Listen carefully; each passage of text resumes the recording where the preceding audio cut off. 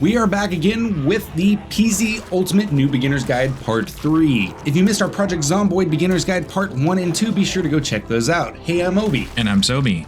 And in today's video, we're going to be continuing our Ultimate New Beginner's Guide for Project Zomboid, right where we left off on Part 2. If you're new to the channel, consider subscribing to stay up to date with all of our new PZ content that we have coming to the channel. But with that out of the way, let's jump in. So Part 1 was mostly about the basic controls and getting to know your base. Part 2 covered things like basic looting, vehicles, and water. So let's pick up where we left off. We recently talked about vehicles, and these are a must for long-term survival, especially when it comes to the notorious helicopter event. If you have a car and this happens to you, one of the best options you have is to hop and drive away from your base slowly, as these can last for a good while. Try to plan ahead and map out a route that you can take to circle back for when the helicopter finally stops following you. Now, if you don't have a vehicle, there's another way around this. For the following tip, we recommend that you don't do this at your base. So you're going to want to find a 2-story building close by that you can get to quickly in the event that a heli is on its way. Now, also make sure that the building is clear of any zombies and has multiple windows upstairs.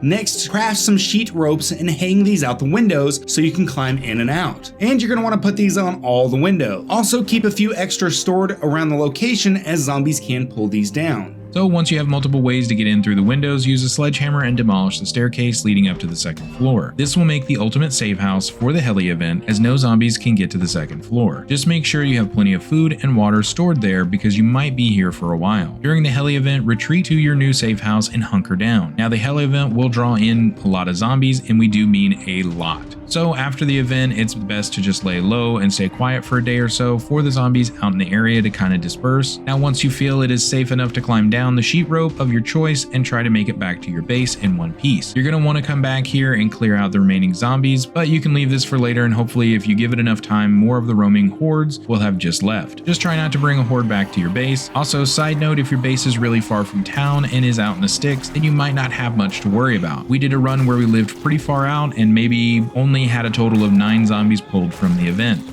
Now, if you're wanting to know exactly when the heli event will happen, we have you covered. So all you need to do is tune into the emergency broadcast. Finding this frequency can be a little difficult, but just turn on any radio you find throughout the world, and eventually you will stumble across this frequency. Make note of it and bring it back to your personal radio. The broadcast will play once an hour and will give you vital info such as weather events and even air traffic. If you are listening to the radio and you do see air activity detected, get ready to batten down the hatches.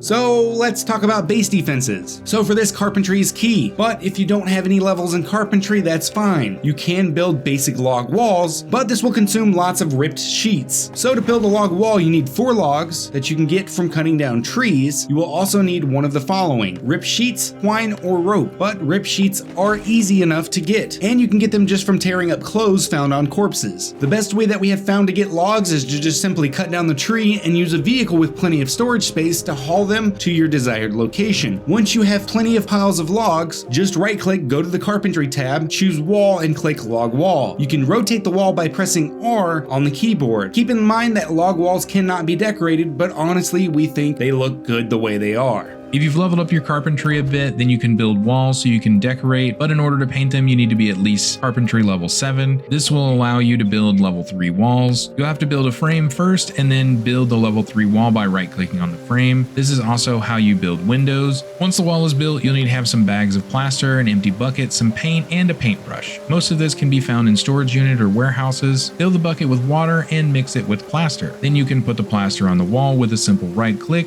Once you have the plaster on the wall, then you will have the option to paint it. Now, since we're on the topic of decorating, let's talk about flooring. If you want to change the flooring in your home or add flooring, here's how to do so. You can build basic wood flooring with just some nails and some planks. Once you have the basic wood floor down, you can put carpet or tile over that. You can pull up carpet from any building with just some scissors or by using the pickup option. And if you're wanting tile or other wood tiles, then you will need a crowbar, and again, use the pickup option. Now you can use the pickup option to get almost anything in the game and use this to move objects in your home or just grab stuff out in the world and bring it home. Some things will require certain levels, such as an oven, which requires electrical, and a propane torch and a welder's mask. You can also pick up and bring back things like freezers for extra food storage. We also love to use large metal shelves for separating and organization, as they have a lot of inventory space and many can be placed in one room. Now let's talk about electricity. So eventually, just like we talked about in the last video, the electricity and water will turn off, and it's super important that you're prepared for this. So you're going to want to find at least 2 generators before this happens. Also, you're going to need some gas cans. Be sure to keep these filled, and you're also going to want to find the How to Use Generators magazine. If you're having trouble locating these, generators can be found in garages, and so far the best place that we've been able to find them is in storage units. As far as the magazine goes, you can find these anywhere books are located. So look in homes, at bookstores, schools. We even found one once inside a mailbox. Once you have everything, place one generator at your home. Be sure to put it on the outside of your home. If you start the generator anywhere indoors, it will slowly kill you. Next, place one at a gas or petrol station and make sure it already has gas in it to power the station, so you can continue to get gas. This will keep the lights on, but turn off any gens when you're not using them.